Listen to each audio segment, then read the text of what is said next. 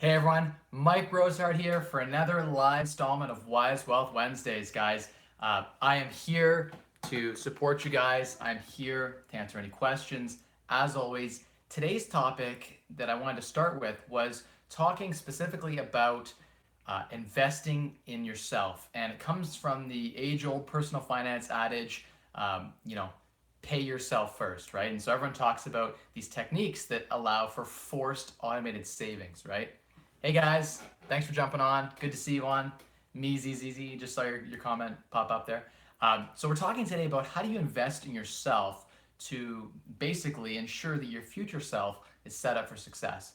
And a lot of us, whether it's we grew up with a hard life and we don't think we deserve it, so we purposely make bad choices that allow us to basically fall out from the future self we could have been. Or maybe it's the fact that we just don't know how to delay gratification. We weren't taught as kids, growing up. And in today's society, we aren't taught about the value of delaying gratification. And it's more specifically about, how do you set yourself up for success? Because in society today, we talk about, we're the millennials and the Gen Zs are the generation of the I want it now, right? And we talk about I want the Lambo now, I want the fancy house, I want that CEO title or that entrepreneurial venture. I just want it now and I want it to succeed right away. And like there are people who can do that and you can do that too. But I think it's all about, the secret to success through and through, like again and again, is no matter what choices you make, you're making consistent moves forward. So whether that's personal growth and learning, whether you're learning something new, and even if you start an entrepreneurial venture and you fail, at least you're learning from that, right? The other thing I want to check in is, can you guys hear me? Hopefully the lapel mic is picking up my voice okay. Let me know if you guys can hear me or not. I know we're a little early before 7 o'clock, so I thought I would get on a little early and just so I had a bit more time. My daughter has to go to bed a little late tonight, so I wanted to make sure that we had adequate time to get through all the questions, because every single week there's always a ton of questions, and I want to make sure I can get through all those in adequate time before about 8:15, 8:20 when I have to get off. That's like the hard stop today. So so talking about how do you invest in yourself, and what are some ways you can kind of automate that process so it doesn't feel so painful. One of those things is taking right off your paycheck at source, right at deduction, and putting it right into a pension matching program. And if you guys work for a company where they'll match a percentage of what you're investing in this portfolio plan, go ahead and take advantage of the full amount that they'll allow you to do that. So sometimes it's 5% of your salary and they'll match another 5% on top of that. That is super key and really, really important, because where else are you going to get 100% return on investment? You're just not going to find that. It won't happen. So that's something that I would take advantage of as a first place to start for paying yourself first. That's investing in your future self, and that's really, really important. The second thing, hey Matt, how you doing? Are you in London, or are you all the way down in for the 10X conference in Florida? Curious to hear. Thanks for jumping in. So yeah, talking about investing in your future self, right? And there are dozens of ways to do that, and there's some ways you can automate the investment process in yourself. Okay, right on. So yeah, I'm curious to hear if you're able to have success with those Canadian business cards and actually get a meeting with Uncle G himself. So that'll be kind of cool.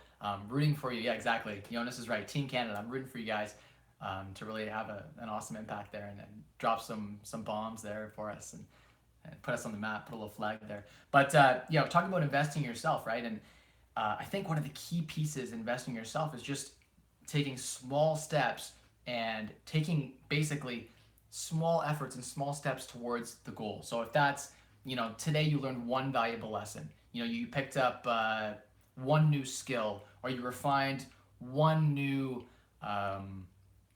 you find one new lesson, or you made you saved $100 today, right? You didn't spend $100 on that thing you didn't need, and you saved that. That's an investment in your future self. So it can be education, it can be learning lessons, it can be building businesses that don't necessarily cash flow today, right? So it could be building relationships with people. If you're building a relationship with someone, oftentimes you'll be planting seeds for a year potentially, or even years or months, where you'll just be meeting with that person, developing that relationship, and reaping no reward right now, but then making those investments in your network, and then eventually that'll pay off long term in your net worth, right? The saying, your network is your net worth, right, is one example. And there's just so many different avenues you can exploit to maximize investing in yourself, right? So that's what it's all about today, is just talking about ways that you guys have been investing in yourself. And if you have questions related to real estate, we often get right into the nitty gritty of like, how you pull off X or Y deal.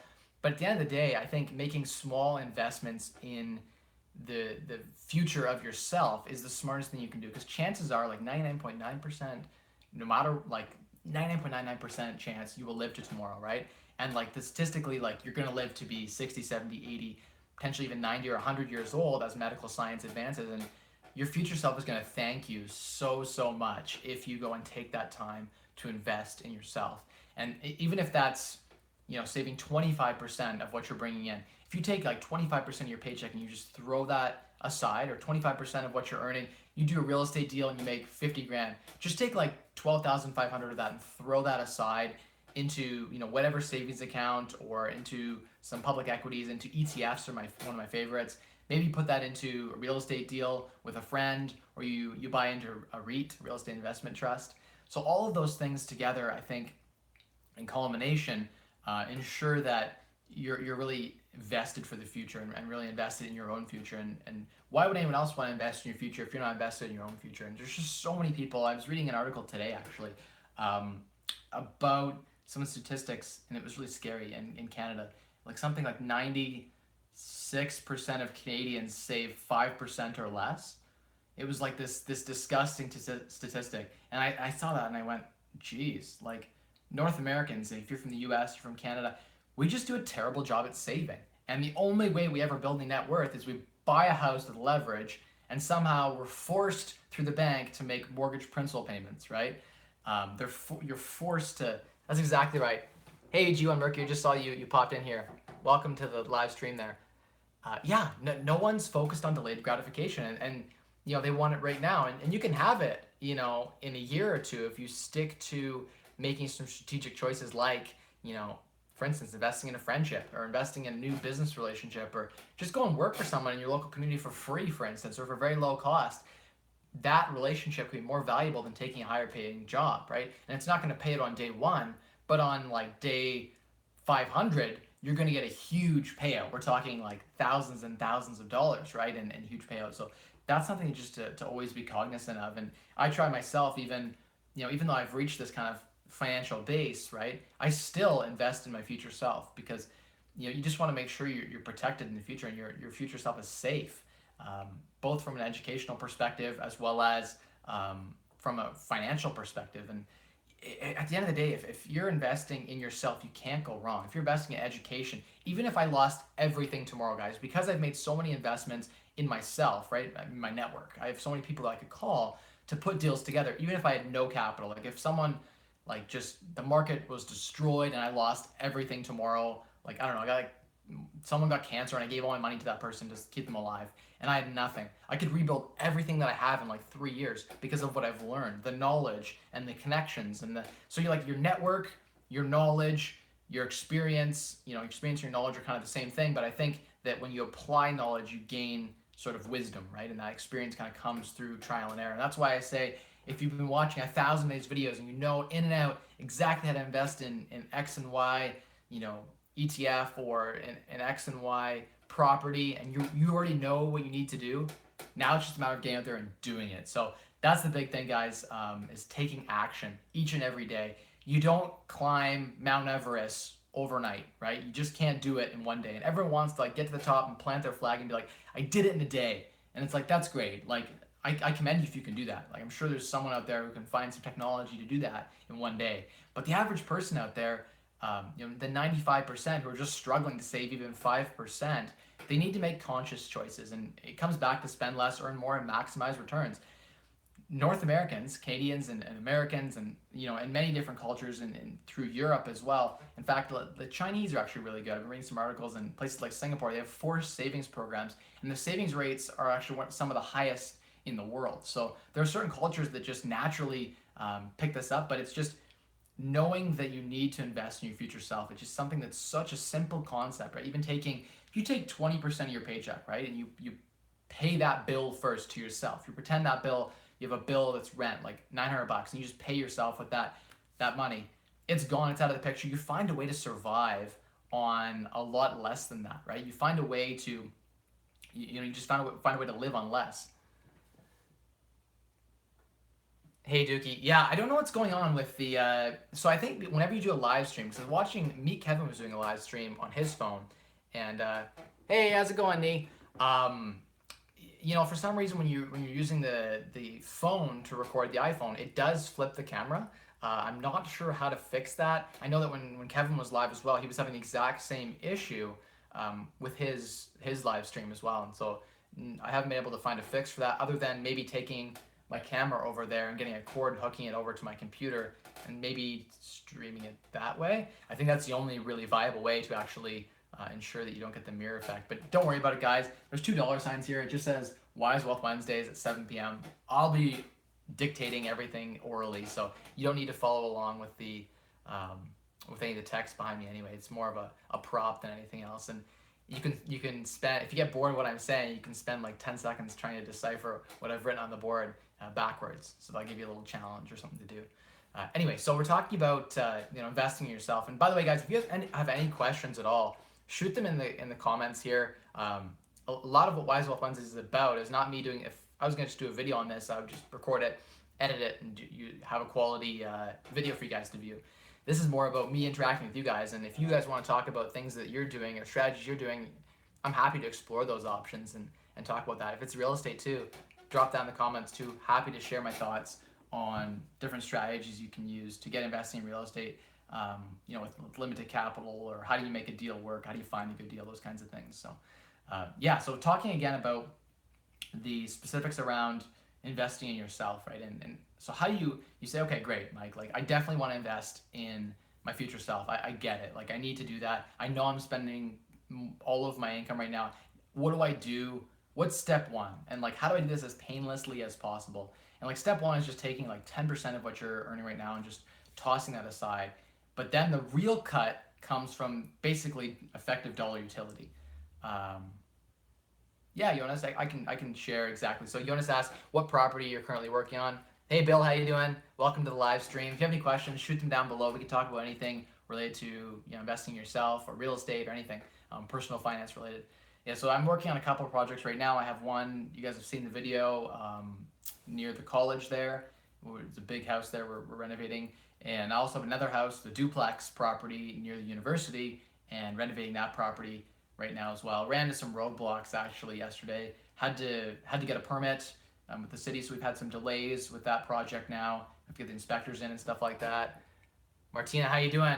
Welcome to the live stream. So yeah, that's what I'm working on right now. It's just a couple of projects there. I've got a tenant. We got an eviction order on another tenant at a triplex I own, and we finally have the eviction order, and we're going to give her a bit of time to move out, but we're going to use that eviction order hopefully to have her kind of removed, and then we'll start renovating her 3-bedroom main floor unit. That'll be nice to get that one underway. And I have another project I haven't shared with you guys yet. It's sort of a little hush-hush secret project I was working on, and I bought some land, a little over an acre of land, with a nice property and double-car garage on it with deeded beach rights near Grand Bend, which is right on Lake Huron. Beautiful, private, deeded beach rights. So that was a project that I picked up, and maybe I'll do some videos on that. It's actually currently 4 lots. I'm getting it severed into 4 lots. So I'm going to have 3 projects to build on. And effectively, oh yeah, Jonas, you want to hear about that deal too? Yeah. So I did buy a couple of properties this week as well for investors. These ones weren't, I'm buying a portion of the project, but mainly the investors buying this property. And that was one on Steadwell there. Picked up for 125 grand. Small cosmetic reno. We'll have it rented out for 1,500 plus utilities. So it's 1.25% roll plus they pay all the utilities. So it's a really juicy profit. Not a huge deal, but really juicy profit wise. And we picked up a couple other deals I'll disclose soon once we found investors for those. I got one near the university that we just picked up, and I'm offering on another property. But what I'm really excited about is this beach property. You can hear the waves literally, which is like pretty sweet. So I'm really excited about.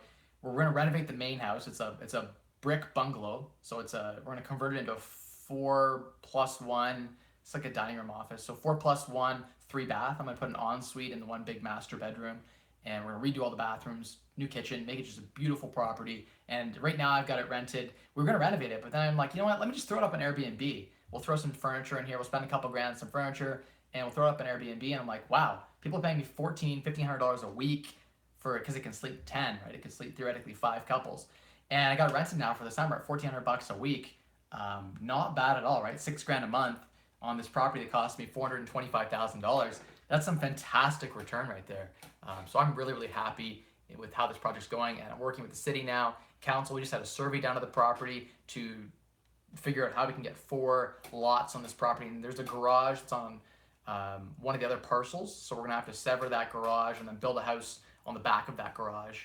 So it'll be two and a half car garage and with a big house in the back, and they'll probably sell those down the line. And the goal is to recuperate all of the money that I spent on this project with the first 2 lots. The second, the house and the other lot is going to be free. So when the project's done after a year or so, I will have like a free cottage. It's like a 1,900 square foot bungalow house, but big property with private deeded beach rights, and then another property as well.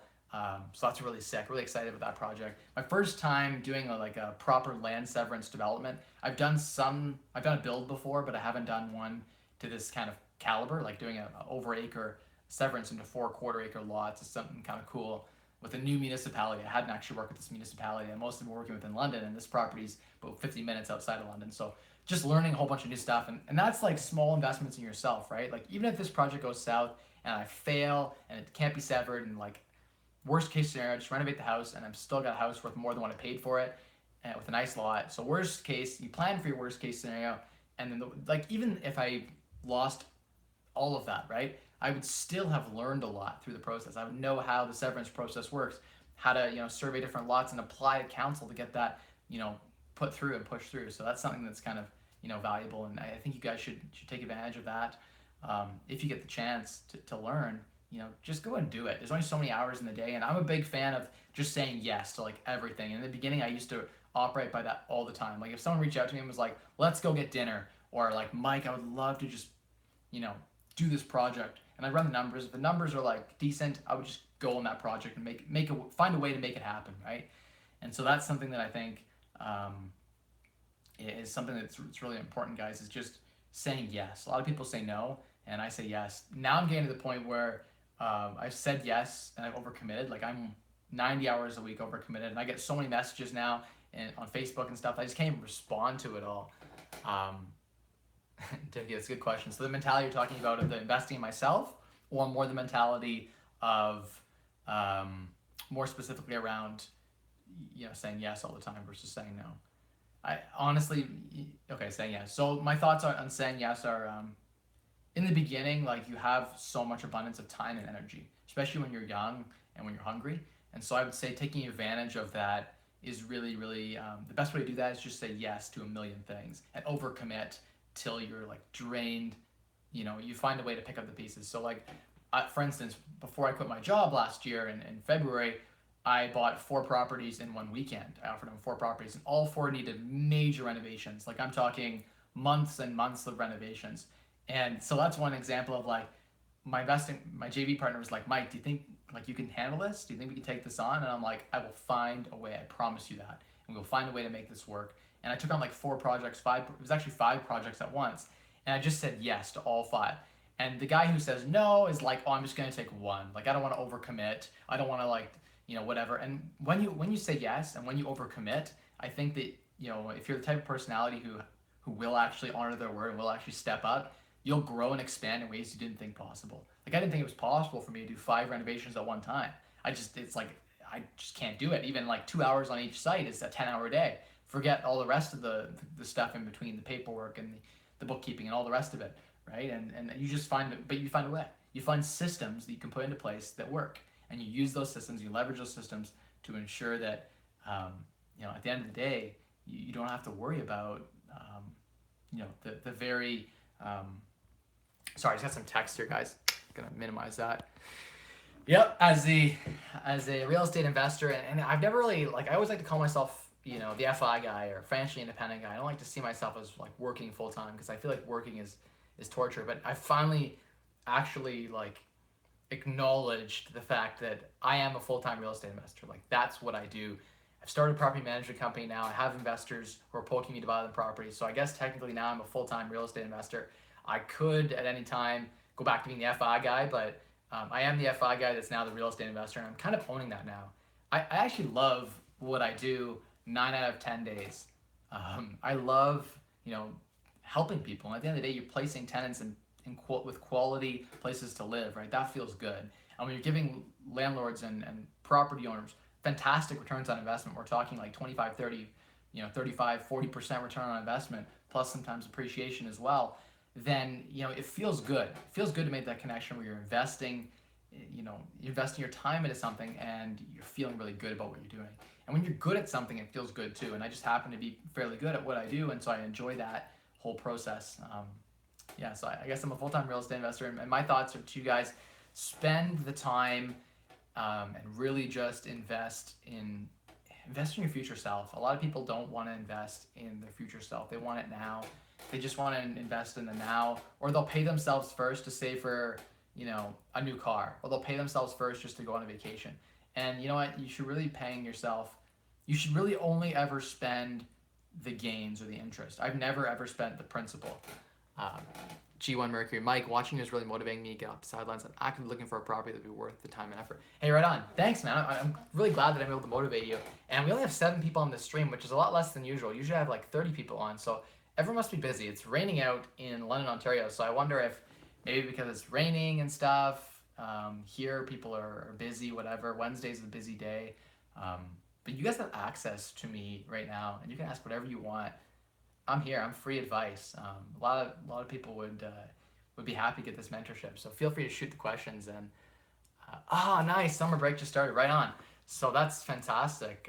If you're now on summer break, it's finding the right property is very, very difficult, I think, as far as on the MLS. If you don't have a really good agent that's working for you, and like when you're buying your first deal, the agent usually isn't working for you the same way they would if, like, I've done 20 deals with my agent. So my agent calls me, he knows I can close. When he goes in and puts an offer, he says, like, my buyer always closes, et cetera, like cash offer, whatever. So yeah, I mean, it is difficult in the beginning to get that momentum started. And people say that's the hardest part in getting started. But, at the end of the day, there is still techniques you can use, like wholesaling, for instance, to get access to the market, right? You could become a real estate agent to get access to that market. But one of the biggest ways is just networking, building that network and going out to like local real estate meetup groups and stuff like that and saying, look, I'm looking for X and Y property, and be specific, like be descriptive and say, I'm looking for a property in this area that meets these criteria. And that person is going to remember that specific advice, because everyone says, oh, I'm looking for a deal. Everyone calls an agent and says, hey, I'm looking for a deal. But if you give them specific details, that's going to be really, really key. And one thing I want to share with you guys that I want to do a video on in the future about like how do you actually find deals is one of the best ways if you're a real estate investor to get started is literally go to every open house and go call up every single agent. Like go on MLS and grab like 100 properties in the multi-listing service and grab like 100 different agents or 50 different agents and call each one and make an effort and say, hey, like I see your property on X wherever. Can I go ahead and take a look at that property with you? I'd love to just meet you. My name is blah blah stuff. I'm really invested. If you find a property, I'm really invested in making this my career and becoming a real estate investor. I am ready to pull the trigger on this. Even if you gotta say you're more ready than you actually are, putting that confidence out there, people will. That's right, Bill. Important people are here. Let's see, I missed that question. There is a 1-in-1 duplex listed for $180K, reduced $10K today in a fairly desirable area where I live. I can get the numbers to work if I get it for less than $165,000. And the agent's a friend. Well, the agent being a friend is great. So they're going to double end the deal. Is that sort of the idea? You're going to use your friend to double end the deal. That's always nice because he's working for both you and the seller. Just be careful he's not playing one over the other because you always have to choose a side. That's sort of the difficult piece with using. Oh, okay, my agent's a friend. Okay, so that's good. If you get to know the listing agent, that's really key. I love pocket listings before they hit MLS. I can talk to the agent. And he says, "Oh, it's an older lady. She's really looking for this price, but she wanted this list price. I think I can get her to crack a deal at like 210. We'll make this deal happen." You want to get the agent paid, right? At the end of the day, that's their job. So they're incentivized to make a deal happen. They'll push hard on the seller to get your buying offer accepted often. One suggestion, this isn't probably the best practice, but one that I've used Um, 70 days is a long time, actually, depending on your market. In my market here, properties average like 5 to like 10 days right now. Like they're going quick right off the market.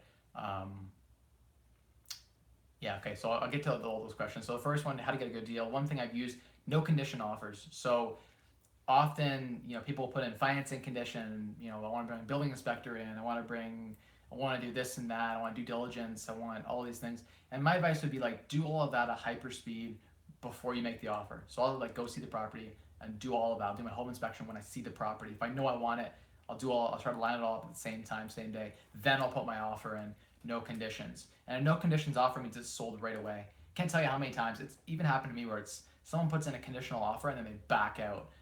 They say, "Oh, I'm not going to waive conditions," and the deal falls apart. And now your listing's stale. So like if you accepted an offer on day 1 and then like day 30, they give you like you give them 30 days, you give them 10 days, and you give them an extension so they can have more time to try to get their financing together. I've done on both sides of this, as the seller and as the buyer, trying to buy more time on the deal, and it sucks because it makes the listing stale. So what you could do theoretically, I don't know if this would work, but you could tie up. There's a couple strategies. So one is, if your market is not so hot that you can actually put a conditional offer on it, and 70 days in the market sounds like you could fairly easily put an offer on it that would have conditions. So you put an offer out for like a building inspection condition.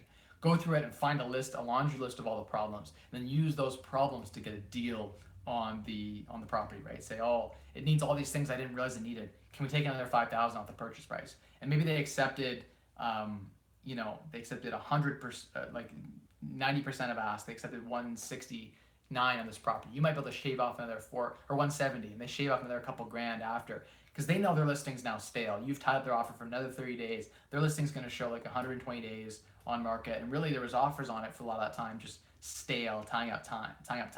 And then everyone's thinking when they're going in, well, why isn't this sold in 100 days? What's wrong with this property? And as soon as you get the what's wrong with this property, Ron Burgundy, news channel. The shirt, this actually, I think my mom got this for me for like Christmas like 2 years ago, so it was $0. But she got it for like $9 at a retail store. So it's kind of like a basic, just a basic like cheap shirt. It's pretty hot here, so it's a short sleeve. So yeah, talking about how to get a really good deal, I think that those are some strategies you guys can really use.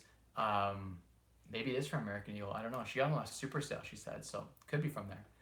Hey, how's it going, Thomas? Thanks for joining the live stream. We're talking right now about how to get a really good deal in real estate, and it's sort of a subset of like, guess, investing in yourself, because everything you do to build your knowledge is investing in yourself, and everything you do to build your wealth is investing in your future self, and that's so important. I don't even see a logo on it. Oh, you're right. It is from American Eagle. There you go. So my mom did get me that shirt from there. Cool. I'm not a big guy for fashion. Like, honestly, I just wear whatever's affordable. I'll get like nice slacks for like $10 in a discount rack, and there'll be beautiful shorts or beautiful pants or like $80 pants. So I'm big about buying discount. That includes buying real estate discount. That includes buying everything I buy. I like to buy discount. So important, guys, to buy discount. Your car insurance, find a way to get it for a discount. Your groceries at the store, you can find a way to price match that and get it for a discount, right? So important to make sure that you're getting a deal and using your dollars effectively. So back to how do you get a good deal on this property specifically that you're talking about there, and I'm trying to give specific actionable advice for you. One could be tie up the deal with a conditional offer if they'll take it at a higher price, and then beat them down later. So then they feel like when they accept it, then they get this thing called sunk cost fallacy. You've probably heard of it before. And it's the idea that like, you've done studies, right? If people press the button to the elevator and they know it takes 2 minutes to walk the stairs beside them up to that 3rd floor, they will wait for that elevator for like 10 minutes, even though it takes 3 minutes to walk the stairs up, because they've already invested 2 minutes in waiting for the elevator when they press the button. So people will make it's an illogical fallacy called sunk cost fallacy. And that's what you want to use in real estate. There's so many psychological things you can use to win deals over. So one of them is that people invest time in you. They feel like they've already accepted this offer. They've spent so much time back and forth negotiating. You tired them out a bit. That's one way. You can do the counter offers back and forth and tire out the buyer until they'll eventually take a lower price. But once you get them accepted at, say, like 175 on that deal you were talking about on that duplex, maybe you go in and you find all these problems in the property. And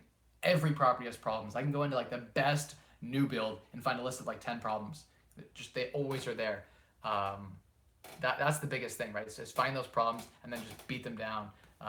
You don't get tired. There you go. You got energy. So if you're young, you're a hustler. You got the energy, and they're gonna get tired before you will. If it's investment property, they're likely selling it because of five reasons, and there's 5 ways to get a deal, right? I think one of them is like the property is distressed, so there's deferred maintenance. They haven't been able to keep up with the maintenance on the property. Another way is like death, divorce, the 3 Ds, right? It's like death, divorce, and I can't think of it right now. Downsizing, I think it is. Death, divorce, and downsizing. So people want to downsize because they lost their job, they get rid of their house, they're motivated. Property's distressed, they deferred maintenance on it, they're motivated. Property's vacant, they haven't done their proper due diligence, putting in good tenants, or the tenants aren't paying their rent. Again, motivated to sell. You want to find a seller's motivation and utilize the hell out of that motivation. Really, really important to just milk the hell out of that motivation and use that to your advantage as much as possible, because they're doing the same thing to you. They're just trying to get top dollar, and it's a battle, right, between the buyer and the seller. And wherever people can agree is, roughly market value, but market value fluctuates. There's no such thing as real market value, because it's whatever someone's willing to pay for something. And you can often get someone to pay more or less for something based on certain factors. People tend to overvalue distressed properties, and that's where like guys like me, Kevin, talk about, and other realtors I've heard talk about this like wedge strategy, where you're basically buying problems. And when you buy those problems, you can solve those problems for a lot cheaper than whatever the market's valuing them. So like a dirty, like nasty leaking kitchen. People are like, ooh, I don't want that. Ugh, like this property's worth like $50,000 less because this kitchen's so crap. And then you go into the kitchen, you're like, I can fix this for like 10 grand. I can put a brand new kitchen here. So you just solved this problem for 10 grand, and the market's penalizing this property by $50,000. So then there's $40,000 of arbitrage. And that's where I talk about being an anti-arbitrager. That's what I'm looking for when I go into a deal. There's got to be that arbitrage opportunity to kind of capitalize on, as well as that opportunity for cash flow. Let's go up and let's hit some of these questions. Looks like some people have been jumping on, which is fantastic. We have 16 people on the stream, which is great that I can help all these people. Bill said the important people are here. That's right. The loyal subscribers tune in for Wise Wealth Wednesdays, and the loyal subscribers that are out there hustling and too busy to watch these, watch the replay. I know I would be. When I was starting out, I was just sucking up any content I could get to just learn and build and grow. Try not to insult the offer, but when I tried it with an offer and don't. Yeah, okay. So he's talking about you don't want to insult the buyer when you're putting in an offer that's too low. That's right. So if you come in with a lowball offer, I've had this happen before, where like the property is listed like 240, I put in an offer like 195, and that was actually probably what the property was worth, and I maybe could have went in like 210 and beat them down later to 195, but I went in with 195 right away, and I insulted them. And it was an older guy who was selling the property, and he was like, no, like not even gonna sign back. Don't put an offer in. We're done. I live in London, Ontario. Canada, so Canadian. So that pop up. So I thought I would address that. Where do I live? So talking about how not to insult the seller. That's right. You don't want to put an offer that's too low. Before I put in every offer, I have my agent talk to their agent and have them feel out the price. So like what would this offer be an insult? Then the agent will say yes or no. Sometimes you can get a chance to take that. It depends how much you trust the agent's opinion. Sometimes agents are trying to get really good deals on properties, like the seller's agent. So they might say, no, we would never accept 210 on a 230 list. And like often the agent's just cocky, and the seller will actually accept that if you force them to present the offer. And every offer every offer that you present to the agent, they have to present to their client by law. So sometimes getting an offer in front of the seller is motivated. We'll get the deal. You get the deal through. So don't be afraid to put an offer, but yeah, it is a very fine line, right? You don't want to insult the seller as well, because if you give too low of an offer, then you insult them. They don't want to deal with your offer anymore. Ask, no problem. They might not even counter that. They might just accept it. And then give me the closing date. I'll leave the closing date blank. Like, put now, cool, I'll find a way. Here's the price, no financing, no inspection, whatever closing date you want. That is really powerful. You can get $20,000 off the ask price because you're going in there like what they call a cash offer.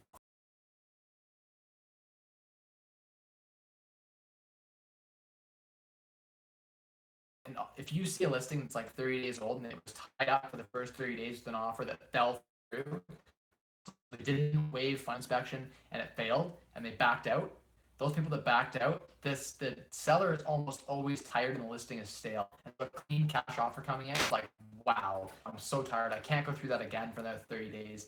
Please, please, please. I just want a clean offer. I just want this to sell.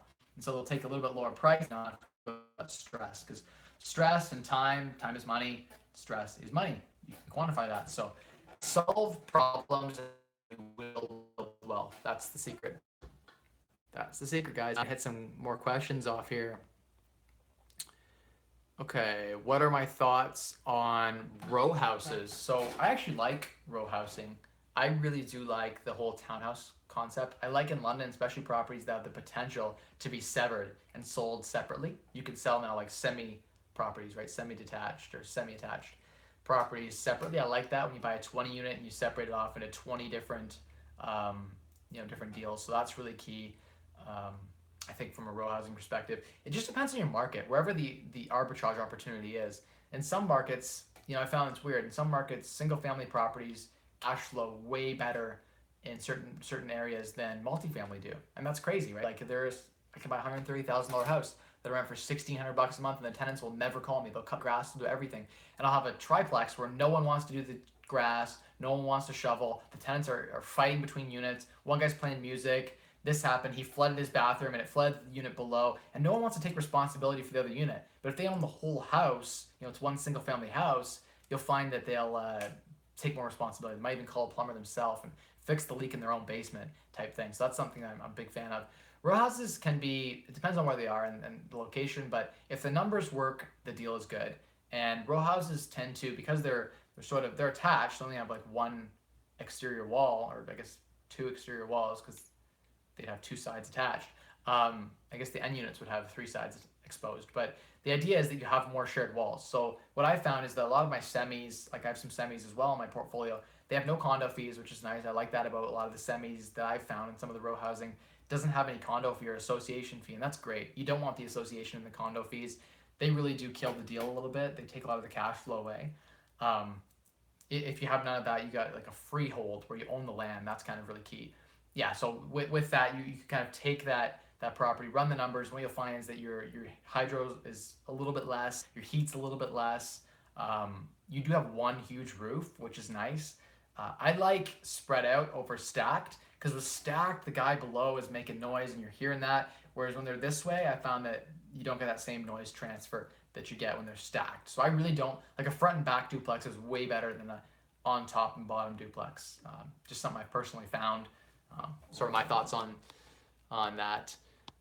Just scrolling back up to get some of these questions answered here. Okay. We talked about the plaid shirt there that I got as a gift. Thank you for that. Is it worth to invest in real estate if inflation keeps going up like crazy, like in some countries like South America? I think that I've really found that in real estate tends almost always in almost every country keep up with inflation. Almost always. Real estate tends to keep up with inflation. There's a limited amount of it. And so long as the nation is desirable to live in, right? So long as Canada is a safe haven for money, so long as people want to live in Canada, there's only so much land. And if you have a prime piece of real estate, it will always outpace inflation, because people will always be willing to buy that land. There'll always be value in owning that piece of land. And inflation allows, people's income tends to rise as well. And so as people's income rise, so too does their ability to afford more for the house. So my thoughts are, real estate tends to, on average, if you look at the data, tends to outpace inflation. In places like where there's hyperinflation, it's not great, obviously, to own real estate. It's not keeping up to inflation. You're losing a bit of money that way.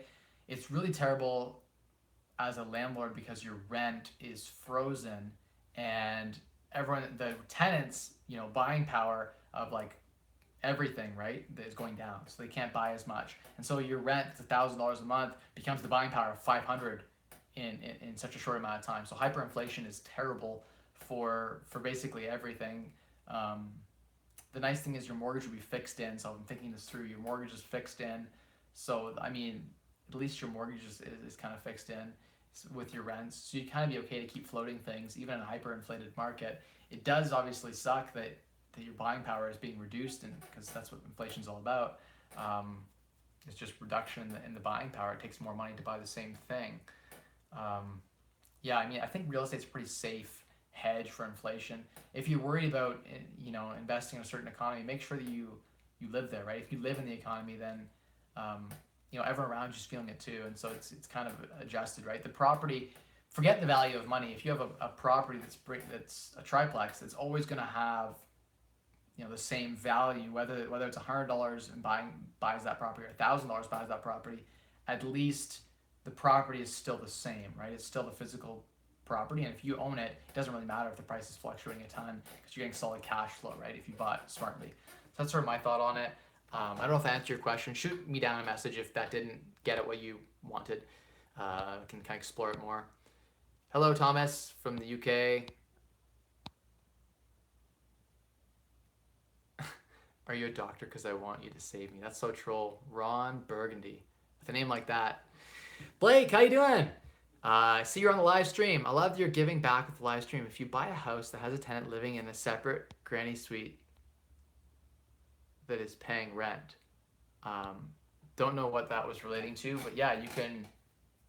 There's nothing wrong with that. I definitely am a fan of that strategy. I myself have a granny suite and a tiny house that I rent out to cover my mortgage, and I get to live for free. That's house hacking. Sweet. I'm a big fan of the house hacking strategy. Okay. Andrew Navarrete. G1 Mercury said good thing. Don't get tired. And he said, where are you investing in South America? I'm curious as well. Where are you investing in South America? Do they have the same rights to legal tenant as far as getting them out? Okay, so Blake had two parts of that question. Now I've got that second part of that comment there. So depends on a lot of factors. Was there a lease signed? It's very hard to evict a tenant. What I would say is if it's a nanny suite and it's not fully separated, like you go down there and do laundry in their suite, then you share, as soon as you share living space and common areas with the tenant, here in Ontario, you can evict them it's exempt from the RTA. As soon as an owner shares common space with the tenant, their rights are kind of gone. If you share a kitchen or a bathroom or a living room and stuff like that, then the rights are gone immediately, right? You can just, the RTA doesn't apply. So you can evict them whenever you want, within reasonable notice is what it says. So a lot of lawyers will argue what is reasonable notice, and you might get sued if you evict them too soon, but I would say 60 days is sort of the reasonable amount of notice. Because you're sharing that living space, you can just out of here. If they're living in the house and you want to move into it now, totally different story. You've got to evict them through proper channels. And now in Ontario, that's getting really, really hard to do. You got to pay them like minimum 1 month's rent to move into their unit if they're occupying the space and you haven't occupied it before. But imagine if you moved into an empty bedroom, in a nanny suite or something, then you could use that to sort of kick the tenant out. It's really tough. The laws are really in the favor of the tenant here in Ontario specifically. Other places like in the U.S., like California, here it's the same thing. There's tons of rent control and tons of control for the tenant. So tenants just abuse the hell out of that. There are still always loopholes and strategies you can use to ensure that you are able to get the tenant out. You just got to know the ins and outs, your local laws. So here in Ontario, there are definitely ways. The nanny suite isn't. Well, there is a rule now in Ontario with the affordable housing they passed in the province where anyone can put a legal suite in their unit without duplexing. So you can add a nanny suite so long as it meets certain fire codes and city building codes. So you meet the minimum codes, they'll let you put in a unit without duplexing. So that's actually something that's now a new thing. If you occupy in a primary residence where you occupy the unit, you can then add a unit, no problem, in most areas. So that's something cool that came out legislation-wise. And I think so long as you share certain common spaces, you can kind of evict them whenever. But if it is seen as like if the Residential Tenancy Act and the Landlord Tenant Board sees that as a separate unit and the tenant can prove it's a separate unit, you have to do the proper channels to evict them. And what I've always found is like just stay away from the Landlord Tenant Board. I've always found keys for cash to be the best way. Go and approach the tenant, help them find a new place to live, let them know they can't stay here. Like this isn't gonna go long term. We're gonna find a way to get you out or whatever. Like can we work? First I would start with like, can we get together and find a solution that works? Like could I pay your moving costs? That'd be a solution. Or can I help you find a place and pay your moving costs? Can I subsidize your last month's rent at your next place? Can I X and Y, right? Usually I don't whip out the money right away. I try to solve a problem for free. I try to find a way to work with them to leave, you want them to leave of their own volition. But if you have to then pay them, most people have a number where they will leave. And sometimes it's just fear of finding a new place, so you help them find a new place, and that fixes a lot of the problems. Okay, let's go up and hit some of these questions because I see some more questions coming up here. So yes, depending on how the unit's configured, they would have legal rights the same as any other tenant. Okay, they have identical one to the next door. Deferred maintenance on the outside, it's great. Deferred maintenance is fantastic because often the market overvalues those repairs. So you get a bit of a deal on the property if you're willing to hustle and you have the energy to repair it all and get it all up to snuff. What do you think of building credit score? As in, does it take much difference to get the credit for someone that doesn't make much income? Income shouldn't be that big of a factor in building a credit score. You should be able to build your credit score with or without an income. You can go and apply for a credit card pretty well anywhere and get some basic credit cards. You can get a student card if you have no income. It has like a $500 or $1,000 limit that you can use to then put your credit card bill on every month. And it shows recurring payment history, and you can build that credit score up. I think I had, without even a job as a student, I was having like a 795 credit score. So I got almost 800 credit score just with a couple credit cards and a little student line of credit.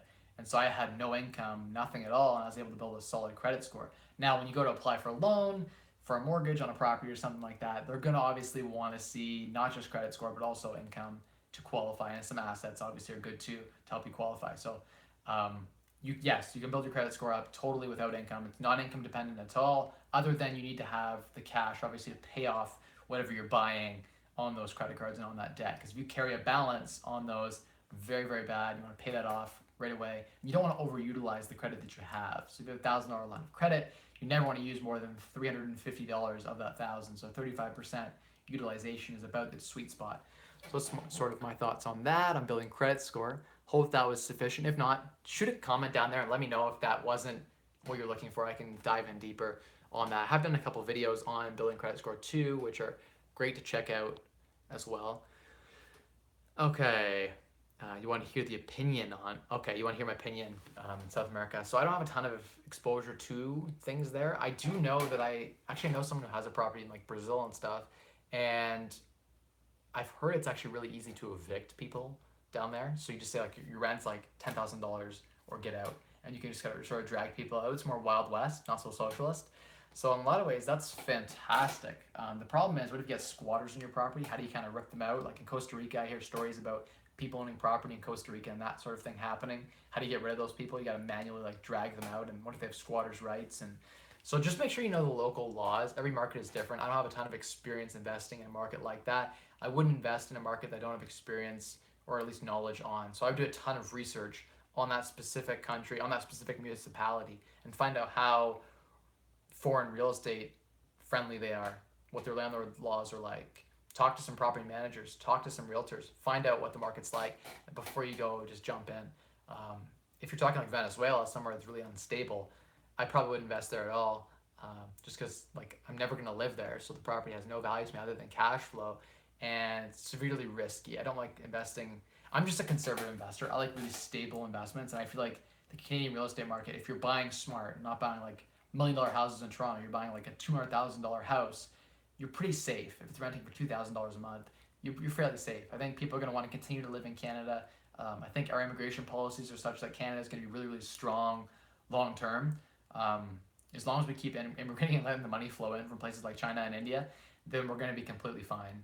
All that foreign money does a ton for our local economy, and Canadians need somewhere to live, and Canada's a great place to actually live. Not a lot of people are emigrating away from Canada. People like living here, and they enjoy it. We have a relatively good standard of living, so I'm sort of bullish on Canada long term. Okay, let's hit some more questions here. You guys know I live in London, Ontario. That was a question asked. How are you getting properties that low? So yeah, I mean you can find properties in any market low. The average house price in my area is $350,000 in London, Ontario, and I still find properties for 125 grand. I know people that buy properties in Toronto where the average house price is over $1 million, and they buy them for $400,000 or $500,000.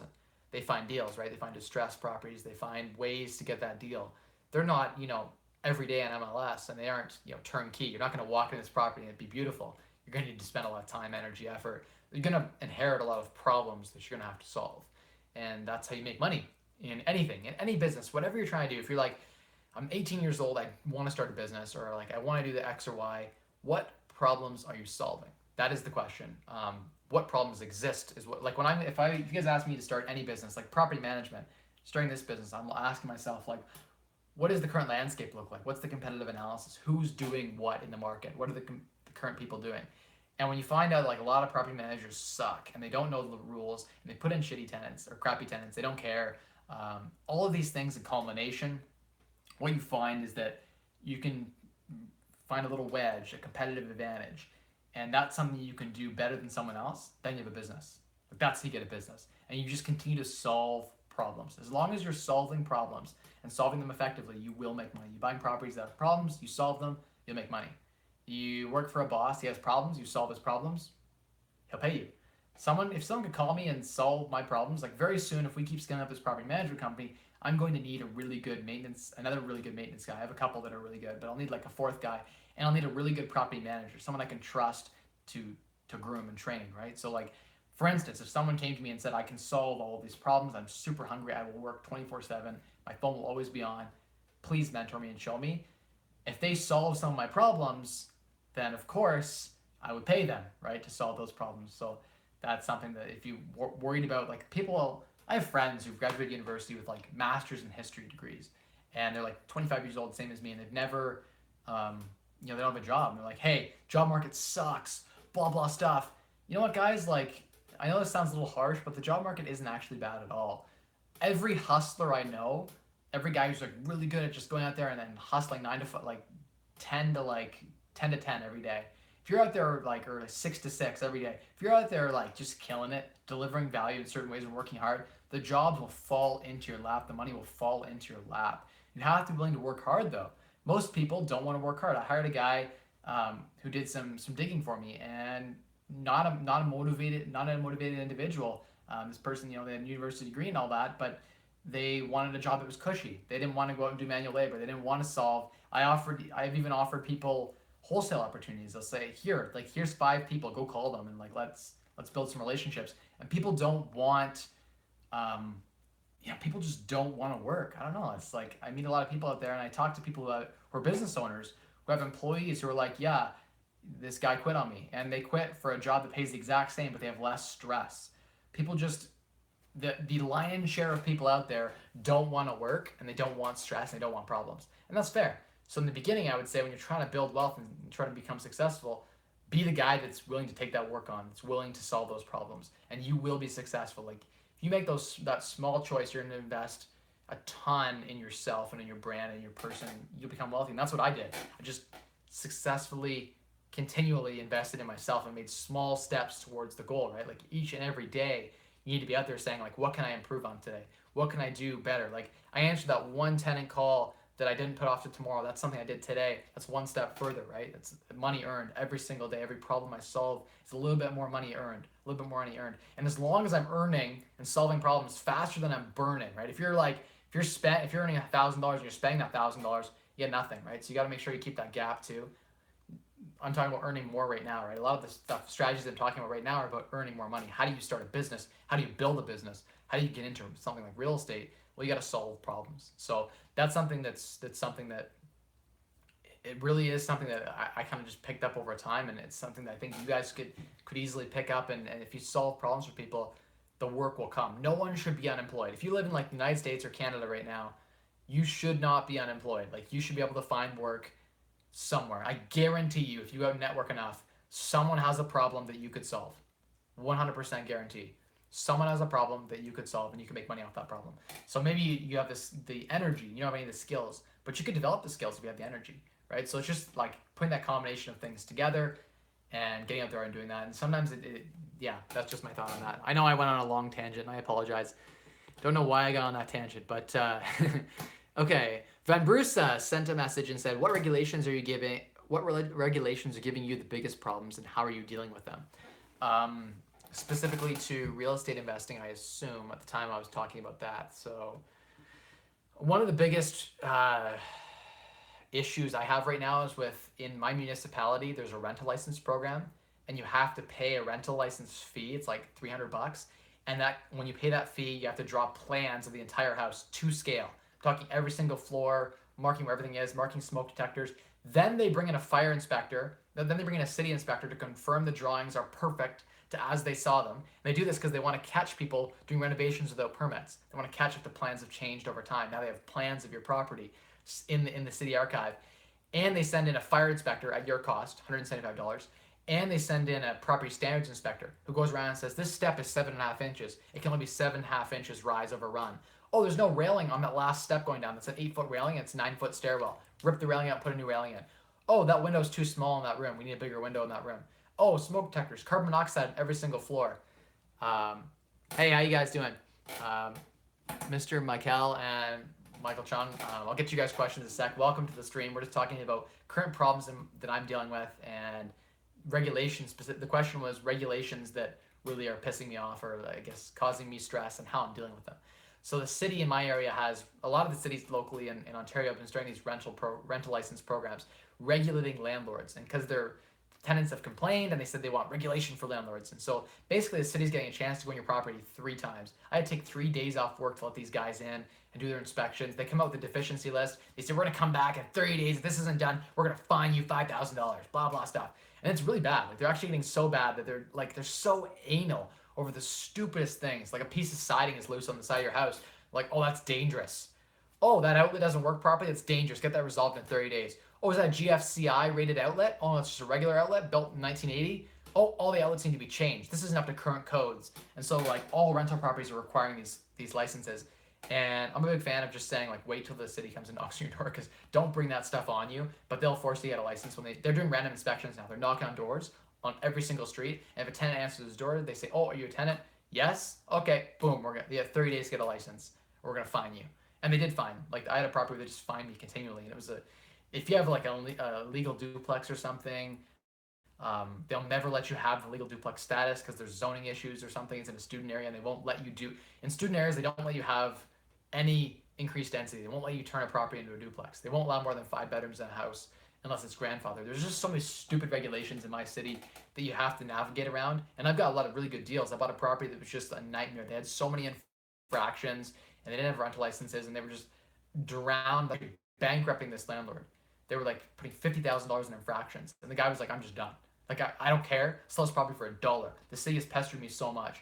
So where there are problems, and talking about solving problems, where there are problems, there is always opportunity. So yes, it's a pain in the ass. Like I hate the city and I hate the rental license program. It is terrible. I get the intent is to provide good quality living places, but honestly, they're only attacking the good landlords. The bad landlords continue to find ways to just under-deliver, right? And have crappy units. And the things they're asking for are not making units nicer. They're like making units safer. And like, is a handrail that like is, oh, this handrail is only like 36 inches off the step. It should be like 39 inches off the step. Is that really going to actually affect someone's safety? I don't think so. It's just a stupid money grab. And it's justifying their $80,000 a year job to come into my house and inspect it. So yeah, that's a regulation that I really don't like. I get like there should be some regulation. There should be like a fire inspection. That would make sense. And you want to get one of those to ensure you're fire compliant. Okay, fair. But like 3 inspections, property standards inspections, it's just getting ridiculous. And the whole rental license process with like the city maps you have to do in Ontario here, it's getting really brutal. A lot of landlords have properties here and they don't even know this exists. And yes, and Bruza, they do publish all of the codes here in London. Like Kitchener, Waterloo, Toronto, all of these markets have rental license programs, and a lot of properties are unlicensed. Like the majority, I would say half or more of properties are unlicensed, right? And they're trying to crack down. It's just a money source, right? I think they probably generate a few $million off it, but it's just a way they can grab money from landlords. It's an additional tax they can put on landlords because the fee is like every year $100 and like the $350 to get it set up. And if you had to hire a designer to draw this to scale drawings and an engineer to stamp them, and you had to hire someone to walk the person through, like the fire inspector, and that's a lot of what I've been doing. Like landlords call me and say like, I have been infracted by the city. I have like 30 days to get a license. I have no idea if my property is compliant. I have no idea how to make it compliant. I'm afraid to bring the city through. They're gonna throw infractions at me. Can you help me? And like that's a lot of what a good property manager can do. That's why I'm starting this business, is like I can help these people through these problems because I've been through it like 10 times. So I know exactly what they're looking for. They're always going to find something. They'll always find some deficiency, but the lion's share of the deficiencies that are real problems, I can kind of plan for, and we can solve those things. So I have a lot of licenses on pretty much all of my properties, but I would ask the city to give me a license before I would get one. I would never voluntarily get one unless I'm going to sell the property, because selling a fully licensed, fully legal property with fire inspections and everything, it sells for a higher price than one that doesn't. So before you sell, you want to make sure your boxes are all checked and your property's compliant. I've had to do a lot of crap with headroom stuff. You need minimum 6'5" everywhere, and for a means of escape and stuff like that. There's some really weird rules, but you get to know it. Like, I've read the OBC, the Ontario Building Code, and I've just talked with a lot of inspectors over time and pulled a lot of permits on renovation projects and stuff. So I've gotten to know the codes in and out from the Ontario Building Code perspective and renovation perspective. Like, little things, like people will frame basements and they won't put the gasket seal underneath the 2x4, right? And that's a big no-no. You have to, for sure, that you can never have like lumber 2x4 on exposed concrete, because concrete's porous. It releases moisture. It's just naturally going to happen in the driest of basements. And so it'll rot the 2x4 over time. You got to have that gasket seal. A lot of contractors miss that. I had a guy work for me. I had to fire him almost, because he's like, yeah, I know all the Ontario Building Code, blah, blah stuff. It's fine. And he didn't. Like, he wasn't doing the work to code. So yeah, I always recommend, making sure you get to know the codes yourself, because most of the contractors out there don't, unless they're a really expensive premium contractor, in which case you can't afford them anyway. Your goal is to get the property renovated for below market cost. If the market value is a renovation at $40,000, you want to do it for $20,000. So you got to make sure that you're kind of the middleman, making sure things are done properly, and just little things I picked up along the way. And I've learned some things the hard way, with deficiencies and things like that. So you just pick it up over time. It is all published online. You can Google it for your municipality. It's dry as hell, like hundreds of pages. So I would recommend more or less talking to inspectors and asking them questions. That's the best way I've been able to learn, is through person to person, talking to landlords and hearing horror stories. I want to do a video for you guys on tenant horror stories, how to pick a good tenant, how do you screen a good tenant, and strategies around that, because I think that piece of the market is really missing. There's not a lot of knowledge on YouTube that I've seen about how to be a really good property manager, like property management systems and techniques. When you get to say, you get to 5 properties, 6 properties, you don't really need these systems. But when you get to 10 or 20 properties, you really need those systems in place. And if you have a few big buildings, you need to have systems in place, or things just get crazy. You can't just be responding to the odd text here and there without systems, without strategies, without that knowledge. It's really, really hard to be successful. Hope that answered your question. I know I went on and on about that. Okay. Let's go down. I'm scrolling here to the bottom to get some questions for you guys. So the regulations, we just answered that question. Hope that kind of answered some of the issues with regulations that have been the bane of that existence recently. How much cash do you think is fair? I'm not sure what this is related to. You're gonna have to clarify how much cash is fair for, I don't know what you're discussing. Maybe it's related to some property or something. Hopefully you'll qualify. If you're still on here, shoot a comment in here. G1 Mercury, let me know. Van Bruza, what's the effective difference between adding a unit and duplexing? So in a lot of areas, you're zoned single family, right? And the zoning on the property will say, like, whatever the zoning code is, single family dwelling. And if it's zoned single family dwelling, you have to then get the zoning changed through a zoning application, which is a $7,000 fee just to apply. And you go through council, and then the neighbors come and they can protest it and say, no, we don't want a duplex in this house, blah, blah stuff. Like, they can pick it, they can go against you.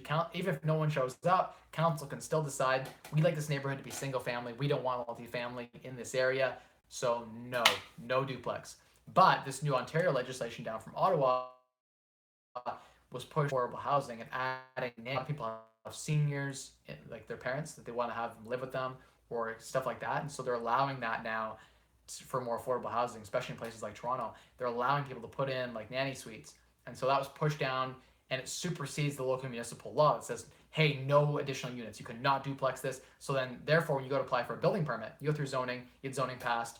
Zoning says, yeah, okay, duplex. Then you can get a building permit, and you can do the alterations to Ontario Building Code. So they'll make sure the basement's like, if the basement's like 6'6" ceiling height, and then you finish it 6'5", 6'4 3/4", they'll fail you. They'll say, no, you can't have a unit here. It doesn't meet current codes. You don't have egress windows in. You got to cut the concrete, put in proper means of escape. You need 2 means of escape from each unit, et cetera, right? That kind of stuff. So you got to get through zoning and get through building. Now with this new law talking about adding a nanny suite or a specific unit in a house you live in, you don't have to get it rezoned. You just have to go through the building code pieces. So you can use this as a loophole to get an additional unit added to your property from 1 to 2. You can't do it from like 2 to 3. It's only for going from like one property to add a separate unit. And the unit can't be bigger than, I think, 40 or 45% of the entire square footage. So you still have to occupy more than 50% of the square footage with that duplexing. So yeah, some nuances to that. But yeah, that's sort of what I was talking about with duplexing. Sorry about this chair. This hydraulic chair just squeaks like hell. It's just brutal. Okay. Let's talk about some more questions here. I like this question. This is a really good one. Michael Chung asked, "Hey Mike, what is your definition of success?" Success is, it's a tricky one. Success to each person is different, and to me, at different times, success is varying degrees of importance. So sometimes it's so there. I've done a video actually, guys. If you go back in the archives, it didn't really do very well. I had a crappy thumbnail on it, and it was just me talking to the camera, talking about specifically with what is I think it's a secret to wellness and happiness. So how do you maintain a success? Like how do you build an awesome life, like the sweet lifestyle? And I think there's eight areas. So it's like an octagonal shape with 8 different points and 8 different areas. And some of them, for me, some of them that stand out are like financial. So some of it's financial success. Some of it is emotional success, is one of them, right? Some of it for me is, and I'm going to get more specific in a minute. I'm just starting broad. Some of it's financial success. Some of it's physical, right? I try to keep fit, right? Like I was getting a little belly, and so now I got a gym membership, and like I'm trying to get this 6-pack back, guys. Like right now, if you ask me right today, physical fitness is, and like overall like really good health is really big for me. I'm really motivated to build my physical wellness right now, and I'm super motivated to have financial success. Obviously, I have already, like I'm financially independent, so I have that financial success already. So it just kind of adapts and evolves. Like where my original goal was financial independence, I wanted passive income that was 1.5 times everything I needed to live on just to be safe. It's now like I want to have 4 times what I currently spend. Or I think to myself, well, maybe we want a nicer house. Maybe we'll get that nice house, that 20-foot vaulted ceiling, or maybe I'll get a little bit, go on more lavish vacations. I'd love to go to Costa Rica. I'd love to spend like 2 months in Costa Rica. And it's a goal of mine to get this. And so success is always evolving and always changing. And I think, my definition of success is continually moving forward and growing. So I feel like I'm successful if each and every day I learn or develop some new skill or meet someone new or change and grow in some way. That growth feels good, and growth doesn't have to be financially. I do like to grow financially. I look at the financial aspect as like my scorecard. But if tomorrow I make no gains except this 6-pack, becomes a little bit better and my pecs just get a little bigger, that's still success, and I still feel good about that. When I'm doing nothing though, like when I'm just sitting watching TV all day, like one of those days is okay. But if you go through like a week of that, I feel like I'm really failing. I'm not growing. I'm sort of like just stagnating, and stagnation doesn't feel like success. So my definition of success would definitely be finding a way to sort of balance all of these different facets of betterment and overall life satisfaction. Because literally the secret to life, like I found the closest equation to the secret of life is that those 8 points. If you can balance all 8 of those points in harmony, like emotional, financial, physical, we're talking cognitive, like keeping your brain strong and smart and learning new things. There's 8 different areas, right? I think financial is the only one you can master once and be done. Like you can master spiritual is one of them too. If you can master like financial and build a huge pile of money, you can work on the other 7 forever. Like whereas if you work on your physical fitness, let's say I become like a god and I'm like this really big guy, oh I'm so jacked, right? Like Arnold Schwarzenegger. Look at him now, right? He's flabby, he's old, everything's faded. But like wealth never fades, it only grows if you're smart about it. Whereas your physical fitness will fail you, it'll fall, right? Your emotional well-being can change based on situational factors, right? It's not something you can build once and maintain. financial stability and success is the one area of the 8, and all 8 are important. Like if you're failing, if your health is bad, like days where I've been really sick, I would give all the money in the world to be better. I pay like, if I got cancer tomorrow, I would give all of my money to heal that cancer. Like I would give like, I would work, I would pledge millions of dollars to cure myself, right? No problem. And I'd work forever to, because your health is number one. Your life is, your life satisfaction is number one. Money's just I think of it as like the oil or the lube that keeps the engine or the gears kind of moving smoothly, right? If you don't have the financial means to do anything, it's kind of like a car without a good oil change, right? It's kind of, the parts are starting to rub metal on metal. It's not great. No one wants to be in that position. But financial success alone isn't enough.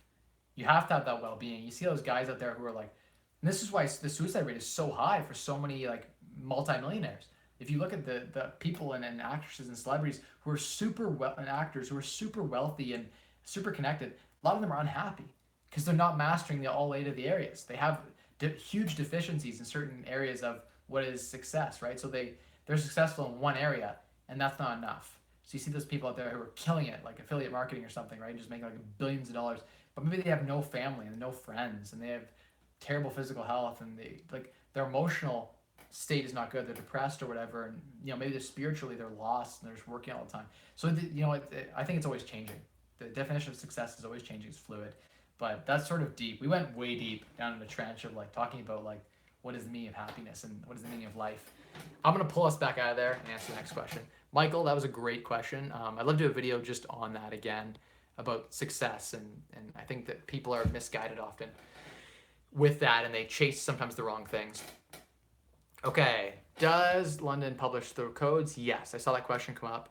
And why do you get licenses for every property? So yeah, I mean, you don't have to. You'll get fined if you don't. So the fine isn't that bad. You can pay it once. They'll give you a warning because most people, you don't know if you need a rental license. They'll give you a warning, give you a chance to get one. Then you go through it and you get that license. I won't get myself in legal trouble by saying anything, but I will say this phrase. I will say it is always better to ask for forgiveness than to ask for permission. It is always better to ask for forgiveness than to ask for permission. Almost always. That's my thought on it.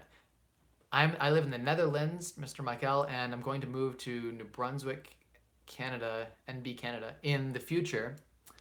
Is it a good place to invest in real estate? Because I got family in New Brunswick. Actually, yes. I know some people who are hustling and killing it in New Brunswick. The cash flow is fantastic. The price of real estate is very depressed in New Brunswick. So yeah, you can get a ton of really solid cash flow, and they've been doing really well overall. Not so much like Toronto where it's just been a balloon, more stable area. So yeah, good to hear that you're moving to Canada because Canada's awesome. And yeah, definitely get invested in real estate, I think, in New Brunswick, assuming market factors stay consistent to how they are now. I'm not an expert in the area, but I hear good things. Okay, how much cash do you think is fair? He was talking about how much cash to get a tenant to leave. Oh, okay, now I'm getting it. Okay, so we're talking about how much cash is it fair for a tenant. So I like to say the most I want to pay is 1 month's rent. That's the most I like to pay a tenant to leave. If it's really problematic, and think about this, when you go to the tribunal, you have to pay a $190 application fee. You have to pay often for a paralegal, a few $100, half day of your time, the stress, you don't know the outcome. And that's if you win. If you win, you're out like half, like depending how much the tenant pays in rent, right? If their rent is $500 a month, 1 month's rent is like nothing. That's what you're gonna pay anyway, just to get to tribunal, even if they're wrong, and they could still win, by the way, and you have to go back again. So I've been to the tribunal quite a few times now, and it's a real pain. I would now give someone like 1 month, like if $500, no problem. $700, no problem. If their rent's really high, if they're renting like $1,500 a month, I might, like the max would be like 1 month's rent. I might be willing to go. Just depends. Like most people are reasonable and they'll leave reasonably. If the tenant has really caused a real pain in my life, I might take them to the tribunal for because I want justice and I want it to be on their record and I want other landlords to know, and I would happily give references to future landlords, let them know about this tenant. So yeah, I don't know. That's sort of like my thoughts on it, how much you'd pay. Okay. If all small multifamilies in your area were in the C to D neighborhoods, would you invest? Yeah, I think that I would invest in C areas, maybe not D areas. You get I don't like multifamily properties in bad areas. I can live with single family properties in bad areas, multifamily properties in bad areas. You get the worst kind of tenants all crammed into a house, doing drugs, fighting. And the problem is too, like the lowest quality of tenant, like the low income tenant, always has problems. And they'll always drag you into their problems. And not always, like 95% of the time. And it's terrible. Like they don't have money, so they're struggling for food, and then rent isn't a priority. And then the problem with like the lower income tenant often I find is they don't take care of the property. They just don't have the money to, and they're so busy trying to make ends meet or whatever and deal with their life stresses that they don't take good care of your property. They don't respect your property, and people who don't respect your property, you don't want as tenants. So I often don't want the lower profile tenant at all. And so low income properties, like in bad areas, you have bad tenants. They all like birds of a feather that live together in the bad area. And they live in your property. And even if your property is nice, it won't be nice if those tenants live in it. I've seen beautifully renovated houses get destroyed in like a year or two by bad tenants. So yeah, I'm just not a fan of owning slumlord properties. You could be a slumlord landlord. I know some people that do it. They just ignore the tenants. The tenants just tenants don't call them. They just destroy the unit. The house is in really bad condition, and there's leaks and whatever, and just no one cares. The tenant doesn't care because they pay low rent because they're in a bad area and they're a bad quality tenant. They don't expect a lot, and the landlord doesn't care. He just milks it for cash flow. It's not my strategy. I like to have really well maintained properties, good tenants, less problems, and then when you go to sell the property at good value, your property's appreciated, it's maintained its value, less in maintenance. In those bad areas, just make sure if you have bad tenants and multifamily properties have a lot higher maintenance cost. Like I would double the maintenance cost versus single family of the exact same size because you have more people living there, more tenants, more problems. Like I talked about earlier in the stream, I think the single family person will call the plumber, they'll get it fixed. Whereas in a multifamily, there's a leak and a leak in the unit below, and they'll say it's not my problem, it's the unit below. You have multiple units, multiple things to coordinate, multiple problems. Also, in my area, for some reason, multifamily properties are overvalued. People pay too much for duplex, triplex, etc. There's too many investors in my area, I guess, because they're bidding the price of like apartment buildings are trading at like a 5.5, 6 cap rate. That's like that makes me feel sick. That's so terrible. I can do a 10 or 12 cap rate on a small property. So yeah, I guess it's supposed to be easier to manage because you have it all in one place, but I would rather just own like 3 single family properties beside each other, and they'll never call me, and they'll maintain their own grass, their own snow, everything. And I'll get the same rate of return as owning like a big building. So my strategy right now in my market, and every market's different. Some markets, the multifamily cash flow is so much better. And so it just depends on your market, depends on the property, on the area. I'm not a fan of CRD properties or CRD tenants. I don't like it. I like to renovate my properties, make them nice, deal with quality tenants. Sort of my thoughts on it. Okay, a couple more questions. Then I have to wrap up, guys, because I do have to do bath time with my daughter. Hi, Mike. Kevin asked this. Hi, Mike. Do you ever put a solar system in any of your properties with a microfit program when it was around? I'm from BC and heard that it was around 18 to 20% return at one point, and it was still around. Yeah, so I explored this actually pretty actively for a bit on a couple properties, and my in-laws put it on one of their properties, and they're doing fantastically well, better than forecasted. They get great sun exposure. I think they spent like $40,000 for the system, and they make $700, $800 a month. So the return is fairly good. Like I said, about 20% return on investment, which is great if you're borrowing at 2-3%. Yeah, I'm wrapping up here. So yeah, that's sort of my thoughts on the solar programs. They're great. If you can, the way it worked with the microfit program, for those who don't know, but Ontario's provincial government put out this program where they would subsidize the cost. So you could sell the hydro from the solar panels back through the hydro lines to the company, not use it on your own house, just sell it back for like 8 times what you buy it at. So you're buying it at 7 cents a kilowatt hour, and you could sell it back to them for like 70 cents, like 10 times. It was disgusting. People who sign these 20-year contracts today are doing so well. Like some of them are getting like $8, $9, $1,000 a month off their solar system. And if they sold the hydro at market value, they would get like $200.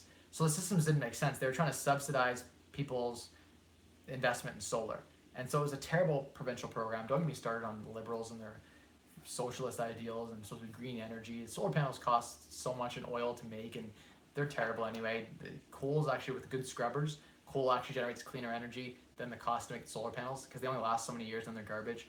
Don't get me started on this. It was a terrible program. But if you got invested in it on your rental property, you can do very, very well. In fact, with the microfit program, a lot of people in London I know rented their roofs out. So they rented it to these solar companies for like $2,500 a year flat, or $200 a month. The solar company put it on, maintained it, guaranteed the roof, guaranteed everything. They owned it, and you just rented your roof out. So it's a really cool concept. People are getting an extra couple $100 a month to rent their roofs out.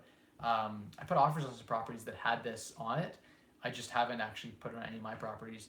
I've always been able to take $50,000 and buy a property and cash flow $1,000 a month in my area. So putting 50,000 more into a property in a solar panel project would get me like $400 or $500 a month. So my money was just twice as good buying properties, just on a cash flow basis. So that's why I didn't invest in the solar programs. But I hear really good things from people who did do it and didn't have any other opportunity. They just put it in here. It's better than obviously investing in the S&P 500.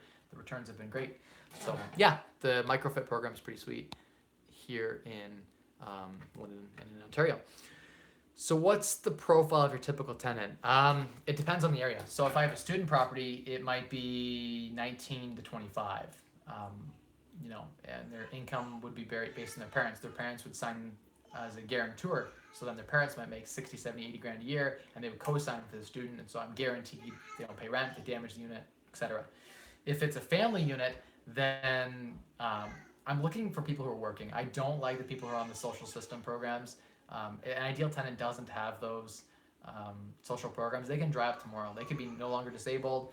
A new government could come in and cut the social program in half, etc. It's just really risky to rely on that as your main source of income rather than working. And there's a lot of tenants in my local area just rely on pure social programs. Like they have 4 kids. If you have 4 kids in Ontario and they're under 6, you get $2,200 a month cash, tax-free. Cash every month deposited in your account. Plus the Ontario government kicks in money. It's like $2,500 a month. It's ridiculous. It's just, if your income's less than $30,000, you get $2,300 a month. If you actually start working, like I've had tenants tell me, I'm not going to work because I'll actually get clawed back. It works out to, I lose 90 cents on the dollar. So there's no incentive in Ontario to actually work if you have kids. And I had like a contractor say like, you have to pay me in cash because my wife and I get this huge program for our 5 kids. Just ridiculous. Like just stupid programs that are tax-free cash. They pay like 50, 60 grand a year. Social programs. This is where socialism really does fail. It disincentivizes work. And I don't like programs like that. It shouldn't be clawed back that way. They find a more effective way to do it. It just shouldn't be that greedy. So yeah, my thought on a perfect tenant profile is one that's working. I like nurses, teachers. Nurses and teachers in Ontario get paid very well. So nurses, teachers, midwives, those kinds of professions are fantastic for a nice like female tenant with a cat or something. That's a good tenant, especially if it's a well-behaved animal. I don't like to have dogs in units. Dogs destroy units, but you can't discriminate based on pets. Obviously, no smoking, no drugs. I try to avoid drinking tenants if I can. I like the tenants that don't drink, don't smoke, no drugs, clean, work. They have like a solid like 2-year work history, showing me pay stubs. I like tenants that offer up their credit score. They offer up their bank account the last 90 days. I'll say like, I might say like, I can't ask you for your bank records, but if you could give me your bank records for the last 120 days, that would help me in my decision process, and it would help you to get the unit. And so people will send me their bank history, and I can see the actual what they're buying. I can see what they're spending, what they're earning. And it's hard to fudge those. If you align them up to a pay stub, you can that's the best way to do it, right? I think at the end of the day. Tenants will still make stuff up. They'll make pay stubs up. I've seen all of it. I've had tenants make stuff up, and I've had the makeup reference. Like I called their boss, and it was a fake person. Found out later. Let's get this next question here. Okay, I know you're short on time, Van Bruce asks, but are you amending your leases to prohibit cannabis smoking in units? So there's a new lease in Ontario. The new Ontario lease is this lengthy, like 16-page lease. You can't use your own lease now. You have to use the Ontario government's lease. It's a standard lease, but you can add addendums to it. And you can do things like, you technically can't prohibit pets. You can't force tenants to maintain units. You can't even put a late fee. It's not allowed by the RTA. You can't even put a late fee. If a tenant pays you rent a year from now, I know time value of money, you can't charge them a late fee. Nothing. No interest penalty, nothing. But what you can do is have a separate contract to maintain grass, cleanliness, pets. You can't charge a pet deposit either. Not allowed in Ontario. But what you could do is a way around it. So you could say, hey, I'm not renting this unit for $1,300 to you. You say I'm gonna rent it to you for $1,500, but I'm gonna put in a prompt payment discount of $20. I'm gonna put in another discount for a pet discount for not having any pets. I like my units clean. You don't have any pets? $50 off a month. I like to incentivize you to not have a pet. oh, if you take care of the grass in a separate contract, you get a $50 rent decrease and $25 rent decrease for snow removal. So now you go, if you ever have to take them to the board, the rent's $1,500 on the lease. Really, the rent's $1,300, but you give them discounts to get it down to the $1,300, right? And so that $200 is your play, and you can actually charge them if they don't keep a unit clean. You send a cleaner in, boom, they lose their clean discount. So you can put discounts in the lease, and it's allowed to do. That's something you're allowed to do. Anyway, I had to wrap this up. I do have to do that. I don't put anything about the cannabis, but you could potentially put in there like a $100 discount for not smoking cannabis or cigarettes in the unit. And so then if they were to you catch them doing that or get reports of them doing that, they would lose that discount that was applied to their rent. So the rent would effectively be going up. They'd be getting a fee effectively. But really what you're doing is just you're being a good guy, giving them a discount on their rent. So just post your units higher than what you normally rent them for and do it that way. So that's sort of my thought on that. Gotta wrap this up, guys. I really do have to do bath time with my daughter, and family is so important. So I hope you guys enjoyed this. I know people were jumping on and off. I watched the stream go from 20 people down to 10, etc. So thanks for joining everyone who's on here today. If you have any other questions that I didn't get to, please feel free to put them in the comments. I respond to every single YouTube comment I watch on my app. When one comes up, I actually spend like an hour a day on YouTube commenting. It's something that like eventually it will become unscalable, but for now I'm going to try to always respond to every single comment and give good answers. People Instagram me, they DM me on Instagram, they message me on Facebook. I try to get back to everyone as soon as I possibly can. I live a really busy life, and I want to get back to everyone because I like that personal connection. I feel like that's something that's my mission in life here, guys, is to help people. And so what is the best way for me to do that? Obviously, it was not me becoming a financial planner. I did that for 3 months, and I quit that job because of regulation issues. And now I'm here to share with you guys. And they wouldn't let me have a YouTube account as a financial planner. They wouldn't let me speak freely. Freedom of speech is not allowed when you're a financial planner. So I thought, hey, I'm going to get out here and I'm going to become your guys' financial advisor, your real estate mentor, etc. That's what I'm here doing. So if you're enjoying and getting value from this, the things I ask from you guys are, one, just let me know about it. I really appreciate it when you let me know that I'm actually helping you guys out. Thanks for the comments here. I'm loving these, by the way. Just letting me know is so valuable. It gives me so much motivation. And the other thing you can do too is share this, mention it to your friends, and share it on social media, because the more people I can help, the more impactful my message is going to be, the more worth it is for my time, right? It feels like it's more valuable. I don't get paid right now, but by sharing this with more people, I'm having a bigger impact on.